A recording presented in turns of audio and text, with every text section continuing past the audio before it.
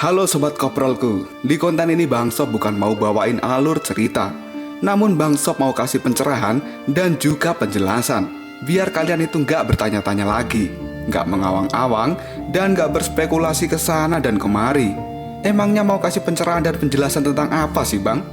Oke, pertanyaan yang bagus. Di sini Bang Sob mau ngasih pencerahan dan juga penjelasan mengenai kebingungan kalian soal urutan cerita film Si Xingji. Soalnya Bang Sob sering nemu pertanyaan seperti ini. Bang, Absol itu cerita setelah atau sebelum Roh Darah Bumi sih? Bang Sob juga udah sering jawab kalau Absol itu adalah cerita sebelum Roh Darah Bumi. Tapi masih ada aja yang protes. Kalau sebelum Roh Darah Bumi, kok Suma di Absol terlihat lebih dewasa? Sedangkan di Darah Bumi terlihat masih bocil. Kok kakek naga di Absol sudah mati? Dan di Darah Bumi dia masih hidup. Kok Raja Rahu di Absol sudah mati? Dan di Darah Bumi dia masih perang melawan Roh Darah Bumi. Jadi dengan protes-protes kalian yang seperti itu, seolah merasa bahwa apa yang Bang Sob katakan itu adalah ngawur dan tidak memiliki dasar. Siap. Jika kalian mau berpikir seperti itu silakan saja. Kalian mau percaya Bang Sob silakan, tidak ya nggak apa-apa. Intinya Bang Sob berani menjamin apa yang Bang Sob katakan itu bukan tanpa dasar. Oke lah kalau begitu, mari kita urutkan menjadi alur yang lurus, bukan yang flashback-flashbackan.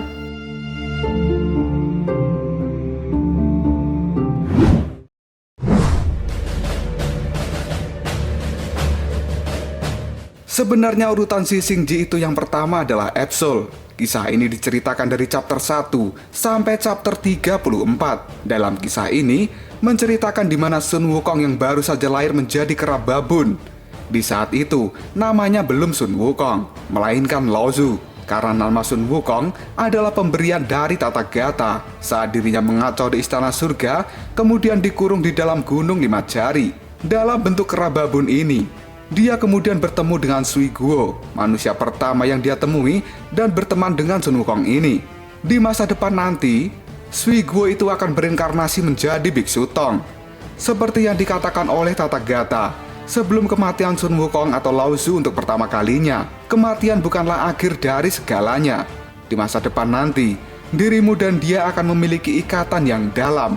Penyebab kematian pertama kali dari Sun Wukong adalah karena dia diadu domba oleh Buddha Alis Kuning dengan para dewa. Pada saat itu Buddha Alis Kuning menghasut Sun Wukong untuk memakan monster cacing.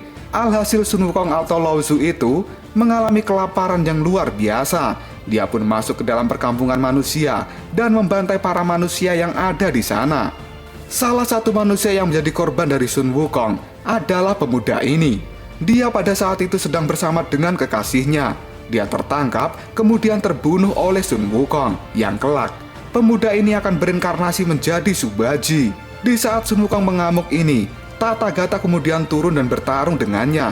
Ketika Tathagata sudah akan mengampuni Sun Wukong, malah turun gerombolan biksu dewa surgawi yang bertugas menangani kerusuhan di bumi, yang pada saat itu dipimpin oleh Sarohan. Setelah kedatangannya, teman-teman dari Sarohan itu langsung mengikat tangan dari Sun Wukong. Dan Sarohan langsung mengaktifkan pusaka miliknya yang berniat untuk membunuh Laozu atau Sun Wukong saat itu juga. Namun tiba-tiba saja, Sui Guo menghadang di depannya dan memohon agar Laozu tidak dibunuh. Tathagata kemudian menyuruh Sarohan untuk menarik pusakanya, namun semuanya telah terlambat. Pusaka itu pun mengeluarkan tembakan yang dahsyat. Hal itu membuat Sui Guo menjadi terlempar, dan tubuh Laozu pun putus, hanya tinggal separuh saja. Namun dia belum mati. Laozu pun melihat Sui Guo tergeletak. Dia mengira bahwa Sui Guo telah mati. Alhasil membuat Laozu menjadi marah. Kemudian dia membunuh Sarohan dan juga anak buahnya. Hal ini membuat Tathagata bertindak. Dia mengeluarkan tinju Buddha dan berhasil membunuh Laozu. Dan di masa depan nanti, Sarohan itu akan berinkarnasi menjadi Shao Wuqing.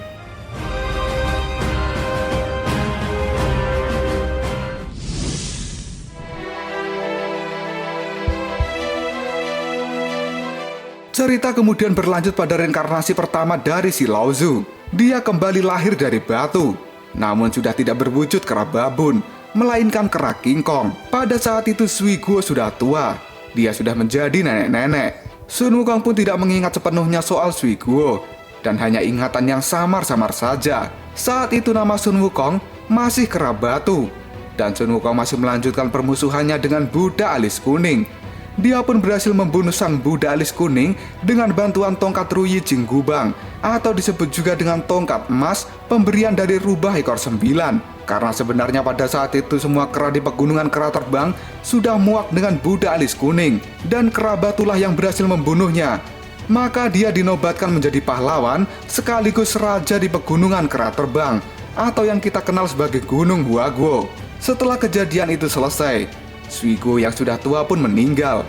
Namun Sun Wukong masih melebarkan sayap di Gunung Huaguo. Dia terus berpetualang di jalur monster. Karena kekuatan besarnya, dia pun dinobatkan menjadi raja kera dari Gunung Huaguo. Dan pada saat itu, kemudian Sun Wukong ini berteman dengan Putri Suyi. Karena Sun Wukong lama tidak bertemu dengan Suyi, pada akhirnya si raja kera ini pergi ke istana surga untuk menemuinya. Di sana dia malah dianggap sebagai penyusup, kemudian diserang. Raja kera pun mengamuk dan akhirnya dikalahkan oleh Tathagata, kemudian dikurung dalam Gunung Lima Jari. Di sanalah Tathagata memberikannya nama Sun Wukong. 500 tahun mengalami kurungan pada akhirnya dibebaskan dengan syarat bahwa Sun Wukong harus mau mendampingi seorang biksu yang bernama Tang Sanchang untuk pergi ke barat mengambil kitab suci. Dalam perjalanannya itu, dia bertemu dengan Subaji dan juga Sabucing. Misi perjalanan ke barat untuk pertama kalinya pun sukses. Namun naas, Sun Wukong yang tidak mau menyerahkan api abadi pada Sitian malah dibunuh dengan cara dipenggal oleh Dewa Sanyan atau si Dewa Mata Tiga.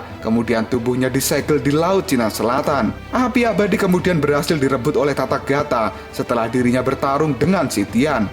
Karena mengalami luka yang cukup parah, Tathagata pun pada akhirnya menyendiri di kutub utara untuk melakukan penyembuhan, dan api abadi dititipkan pada Raja Naga Tianyu. Di sana api abadi diberikan esensi darah naga oleh Raja Naga Tianyu, sehingga api abadi berubah menjadi gadis naga dan diangkat sebagai anak perempuannya, kemudian diberi nama Xiaoyu. Ini menjadi akhir dari kisah Sising Ji Episode seri pertama dari chapter 1 sampai dengan chapter 34.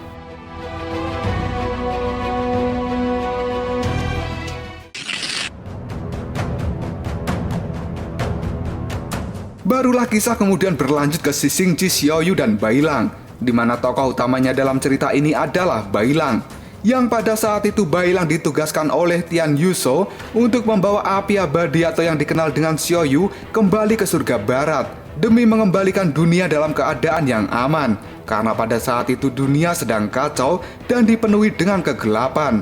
Akibat api abadi dipindahkan dari surga barat, Bailang pun disuruh menemui Biksu Tong, yang pada akhirnya mereka mulai berpetualang kembali ke surga barat untuk mengembalikan Xiaoyu. Di mana pada saat itu, sang biksu kembali mengajak Aosue yang telah dia kurung. Kemudian biksu juga mengajak Subaji, yang harga dirinya telah jatuh karena dikhianati oleh adiknya. Dan kemudian setelah sampai di padang pasir, kelompok dari Biksu Tong pun bertemu dengan Sabucing, yang pikirannya sudah dikendalikan oleh Ji Guotian, lalu disadarkan kembali oleh Biksu Tong. Setelah Sabucing sadar, dia pun memberikan informasi jika Sun Wukong pada saat ini disegel di Laut Cina Selatan.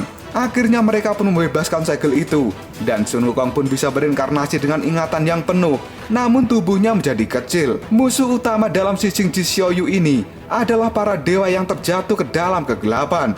Kemudian kembalinya 3 dewa kuno. Sun Wukong pun kemudian mati lagi di tangan salah satu dewa kuno, yaitu Yuan Shi Tianxun. Dia lalu diberikan tubuh dari batu spesial oleh Jiu Guanyi dan diberi waktu 1 hari untuk kembali ke dunia melawan Yuan Shi, yang pada akhirnya Xiaoyu pun berhasil ditempatkan pada tempat semula.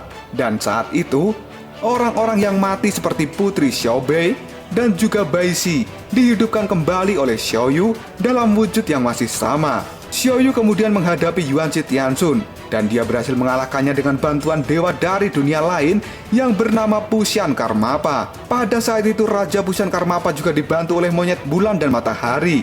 Dan setelah mengurus masalah Yuan Shi, Xiaoyu pun kemudian berpamitan pada semuanya untuk pergi bersama dengan Raja Puxian Karmapa ini demi mengurus masalah di dunia lain. Dan ini menjadi akhir dari kisah Sising Ji Xiaoyu dan Bailang.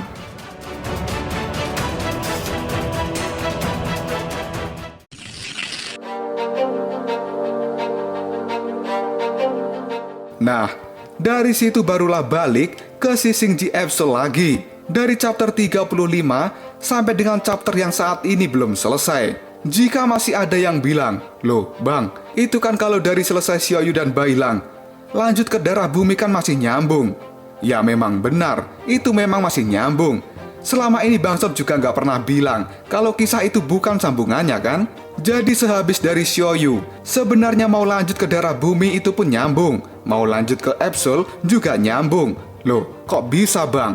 Nah, kunci sambungannya itu sebenarnya ada di bocah ini. Bocah ini bernama Bodi. Di dalam seri Darah Bumi, Bodi ini adalah jelmaan dari Yutao yang diutus oleh Tathagata untuk menemui Biksu Tong, kemudian menyerahkan batu api sebagai wadah reinkarnasi dari Sun Wukong. Batu itu berasal dari dunia lain. Nah, kalau di Absol ini, Bodi adalah utusan dari Raja Busan Karmapa untuk menjebak Bailang supaya bisa menculiknya dan tubuh Bailang dipakai untuk kebangkitan Raja Agung. Jadi intinya setelah Shishing-ji Xiaoyu selesai, penulis yang bernama Pak Zheng Jianhe itu memberikan dua opsi pada penggemar Shishing-ji. Jika mereka mau lanjut ke darah bumi bisa, mau belok ke Absol dulu juga boleh. Namun jika kalian masih bilang bahwa Absol itu adalah setelah roh darah bumi, maka Bang Sob akan bilang bahwa itu adalah salah. Absol adalah kejadian sebelum roh darah bumi. Jika kalian mau debat, ayo sini, Bang Sob mau buka fakta-faktanya.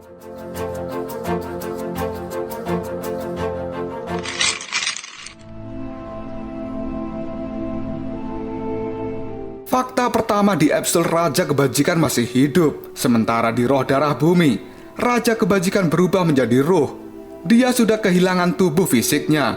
Bahkan untuk bertarung saja, dia harus menumpang di tubuh Raja Gila Rahu. Selain itu, ruh dari Raja Kebajikan juga sudah masuk ke dalam gerbang lorong waktu. Di sana dia harus menjalani hukuman seumur hidup untuk menebus semua kesalahannya selama ini dan tidak akan pernah bisa kembali lagi menurut Dewa Tianyi. Nah, tugas dari Raja Kebajikan di Absol ini adalah dia mencegat Xiaoyu yang akan dibawa ke dunia lain oleh Raja Busan Karmapa. Setelah selesai dari Shishing-ji, kembalinya Xiaoyu di surga barat.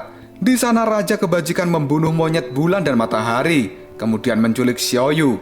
Yang ternyata oleh Raja Kebajikan dan Raja Busan Karmapa, Xiaoyu ini dikirim ke jurang alam baka. Di sana dia menemui Raja Agung dan disuruh membuat portal supaya para arwah yang bernama Era Kebangkitan itu bisa kembali ke dunia dengan wujud yang masih sama dari sebelum kematian mereka. Namun kenapa pada saat itu Raja Agung tidak kembali dengan wujud lamanya? Malah dia memakai tubuh Bailang. Hal ini dikarenakan tubuh dari Raja Agung telah rusak karena dirinya telah terlalu lama di jurang alam baka. Makanya dia butuh wadah untuk kembali ke dunia. Dan pada akhirnya tubuh Bailanglah yang terpilih. Nah, tugas lain dari Raja Kebajikan di Absol ini adalah mengadu domba dewa dari dunia lain dengan dewa dari Istana Surga. Yang pada akhirnya adu domba itu pun berhasil. Dewa dari dunia lain yang dipimpin oleh Dewa Brahma kemudian melakukan penyerangan ke Istana Surga untuk menuntut balas kematian kera bulan dan matahari sekaligus mengambil kembali Xiaoyu. Hal itu sebenarnya ingin dihentikan oleh Dewa Surya, namun dia telah terlambat. Pertarungan besar pun sudah terjadi. Namun tidak lama setelah perang pecah, mereka semua menghilang dan lenyap dari dunia ini bersama dengan Istana Tianshun dan Istana Surga. Mereka dipindahkan oleh seseorang ke dimensi lain, di mana dimensi itu sendiri sampai saat ini tidak diketahui keberadaannya. Di sini Bang Sob memiliki teori dan Bang Sob curiga bahwa yang memindahkan semua itu adalah Raja Kebajikan. Tujuannya adalah supaya para dewa dari Istana Surga tidak ikut campur dengan urusan Raja Agung. Karena pada saat itu Raja Kebajikan sendiri juga ikut berperang. Namun tiba-tiba saja setelah Raja Agung bangkit, dia kembali muncul di dunia ini.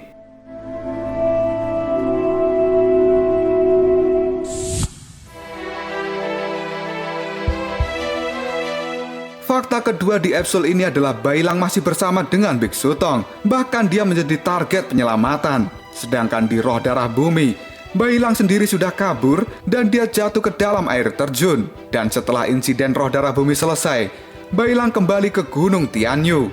Dia menetap dan hidup bahagia di sana. Sedangkan Biksu Tong telah mengakhiri petualangannya. Jika masih ada yang bertanya, tapi Bang, di darah bumi Biksu Tong masih hidup, sementara di Absol, Biksu Tong sudah mati. Nah, Dalam cerita itu memang belum disebutkan kenapa Biksu Tong masih hidup di insiden roh darah bumi, sementara di episode sendiri dia sudah mati. Menurut teori dari Bang Sob, itu semua tidak lain adalah karena campur tangan dari Xiaoyu. Ingat, kelompok era kebangkitan bisa kembali ke dunia dengan bantuan Xiaoyu, dan tubuh mereka pun masih sama, dengan ingatan yang juga masih sama. Nah, kemungkinan besar itu juga akan terjadi pada Biksu Tong.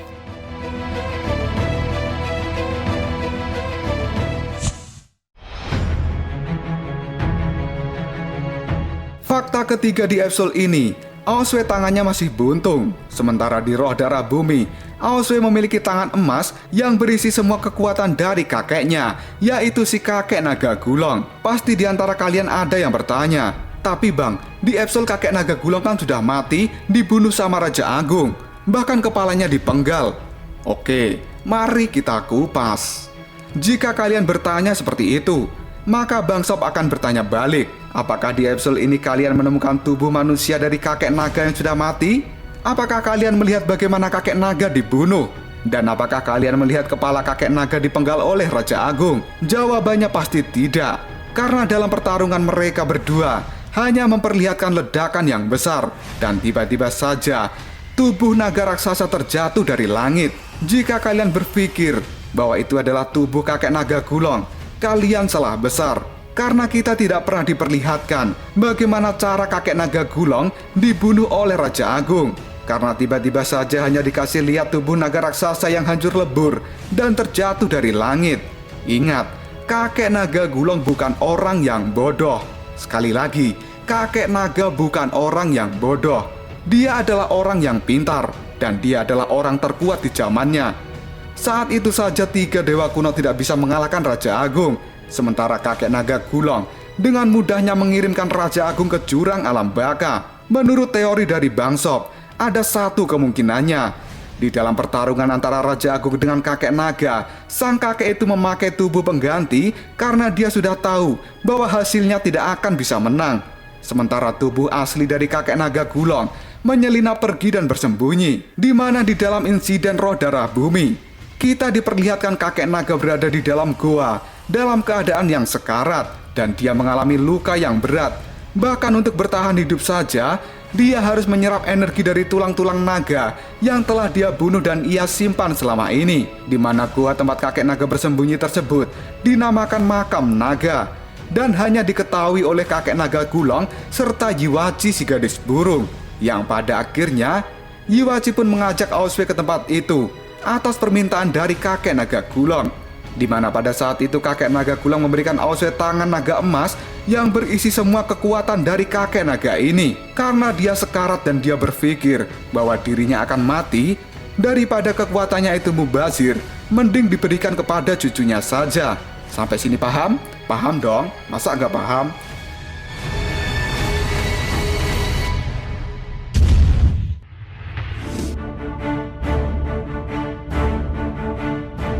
Fakta selanjutnya adalah Suma tidak pernah menjadi dewasa. Loh, Bang, di episode penampilannya terlihat dewasa banget kok. Sedangkan di darah bumi, dia masih terlihat seperti bocil yang sama kayak di Shishing-ji Xiaoyu. Siap bosku, mari kita kupas. Sebenarnya penampilan ini tidak mempengaruhi sebuah waktu dan usia. Ibaratnya gini, anak usia 15 tahun didandanin seperti remaja usia 19 tahun, maka dia akan kelihatan seperti anak remaja 19 tahun itu. Nah, itulah yang terjadi pada Suma. Kenapa Suma di episode terlihat lebih dewasa? Teori Bang Sob mengatakan, itu semua adalah karena gaya berpenampilan dari Suma. Di episode ini, Suma selalu ingin menjadi seperti ayahnya. Bahkan dia melepas baju biru yang menjadi ciri khasnya. Dia juga menguncir poninya ke belakang, dan dia juga mengganti celana ungunya. Dari cara bertarungnya saja, Suma selalu mengikuti gaya bertarung dari ayahnya. Dan itu bukan ciri khas dari Suma. Kalian ingat ini? Percakapan di alam bawah sadar Raja Rahu dengan Shigure. Sang raja mengatakan, Suma sedang meniruku. Jika seperti ini, dia tidak akan berkembang. Namun seperti apa yang kau bilang tadi, bahwa seorang Asura akan menemukan jalannya sendiri. Nah, dari kata-kata itu, Bang Sob bisa menarik garis kesimpulan jika Suma pada saat itu kemudian menyadari bahwa kenapa dia tidak pernah diakui oleh sang ayah dan kenapa dia tidak pernah dipandang oleh sang ayah. Karena selama ini Suma hanya ingin selalu meniru gaya dari sang ayah, sedangkan sang ayah sendiri ingin Suma menjadi dirinya sendiri. Setelah Suma sadar, dia pun pada akhirnya kembali menjadi Suma yang dulu, dengan ciri khas rambut berponi dan baju biru serta celana ungu. Dan kalian tahu apa posisi Suma di darah bumi? Pada saat itu posisinya adalah komandan perang nomor 1 dari Asura, yang bahkan di episode ini Suma belum memiliki gelar apapun.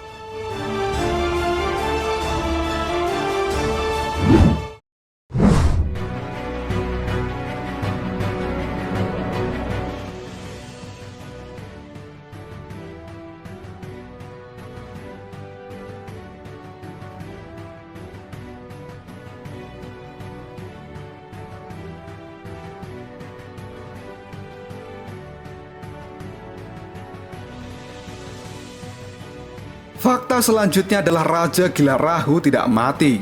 Loh bang, di episode chapter 62 yang baru saja tayang, jelas-jelas Raja Gila Rahu terbakar oleh jiwa tempurnya sendiri. Kok Bang Sob bilang Raja Gila belum mati? Ngaco nih Bang Sob, tidak manuk akal. Oke bosku, mari kita kupas. Bang Sob berani bilang bahwa Raja Gila Rahu belum mati karena di insiden Roh Darah Bumi, dia masih hidup. Bahkan gelar komandan perang nomor 1 dari Asura yang dimiliki oleh Suma itu adalah pemberian dari ayahnya. Karena sang Raja Gila Rahu merasa bahwa Suma sudah menjadi orang yang kuat dan diakui kekuatannya oleh sang Raja Gila sendiri. Loh, tapi bang, kok bisa hidup dari mana? Jelas-jelas dia udah menjadi debu. Eits, tunggu dulu. Apa kalian melupakan Xiaoyu? Sekali lagi, Bang Sob memiliki teori bahwa hidupnya kembali Raja Gila Rahu setelah berubah menjadi debu adalah campur tangan dari Xiaoyu. Ingat kata-kata ini. Xiaoyu pernah berkata, "Bangunlah Bailang. Salah satu pelindungku saat ini sudah berhasil mematahkan keyakinan Raja Agung." Dari kata-kata ini saja Xiaoyu mengakui bahwa Raja Gila Rahu adalah salah satu pelindungnya. Dan Xiaoyu tidak mungkin dong tidak menghidupkan kembali Raja Gila. Tapi bang, Sun Wukong kan juga pelindung Xiaoyu. Kok dia tidak dihidupkan kembali? Oke, pertanyaan yang sangat bagus. Kenapa Xiaoyu tidak menghidupkan Sun Wukong?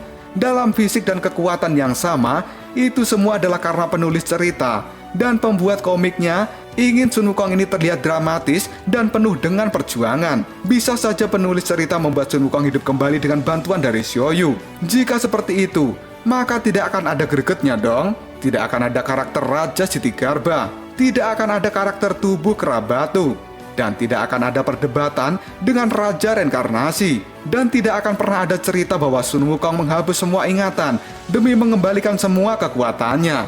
Ingat, Sun Wukong ini adalah tokoh utama dalam serial Cixingji. Jika tokoh utamanya tidak ada perjuangan, hambar dong ceritanya, bener gak?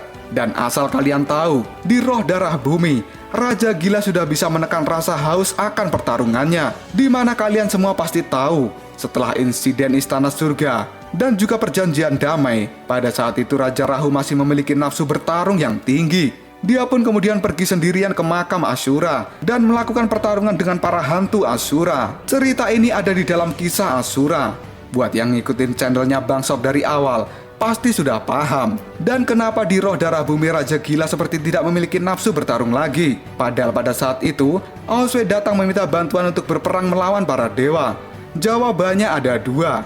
Satu, Raja Rahu tidak mau melanggar perjanjian damai. Yang kedua, api jiwa tempur di dalam hati Raja Gila sudah padam. Kalian ingat tidak? Obrolan antara Raja Gila dengan si Gure. Pada saat itu, Raja Gila mengatakan, "Aku memang sudah menjadi raja tertinggi dari Asura. Namun aku merasakan api di dalam hatiku tidak pernah bisa padam. Bahkan saat ini malah semakin membara.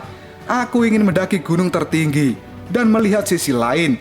Bahkan jika aku harus mendapatkan kematian sekalipun. Di mana gunung tertinggi itu sendiri adalah puncak dari batas maksimal alam tanpa pamrih. Dengan kekuatan Asura yang tidak terbatas dan api yang tidak pernah padam, sehingga membakar dirinya sendiri." Dalam Cixingji episode chapter 62, di akhir hidupnya Raja Gila puas karena sudah mencapai apa yang dia inginkan, yaitu batas maksimal kekuatan seorang Asura sampai dia mati menjadi debu. Nah, Di saat itulah ada kemungkinan campur tangan dari Xiaoyu yang menghidupkan kembali Raja Gila Rahu dengan api jiwa tempur di dalam hatinya yang sudah padam. Jika kalian gak percaya teori Bang Sob, silakan putar cerita Si Xingji Next atau Si Xingji Roh Darah Bumi di playlist Bang Sob chapter 86-90.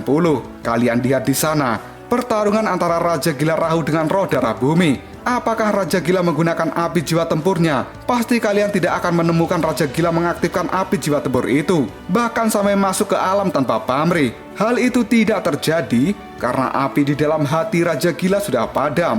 Sampai sini paham saudara? Kalau nggak paham silakan play penjelasan ini 1000 kali. Semakin banyak kalian play, dijamin kalian makin pusing, Bang Sob makin senang. Iyalah, iklan lancar, cuan masuk gitu loh. Jadi bisa ditarik kesimpulan jika urutannya itu adalah Si Xingji Absol chapter 1 sampai dengan 34. Kemudian lanjut ke Si Xingji Xiaoyu dan Bailang. Barulah setelah itu masuk lagi ke Absol chapter 35 sampai tamat, yang pada saat ini masih berproses ceritanya. Barulah setelah Absol selesai, kemudian masuk ke Si Xingji Roh Darah Bumi. Itu adalah seri terakhir dari trilogi Si Xingji ini. Untuk Si Xingji Asura dan Mimpi Biksu Tong, itu hanya pemanis saja, istilah kata improvisasilah.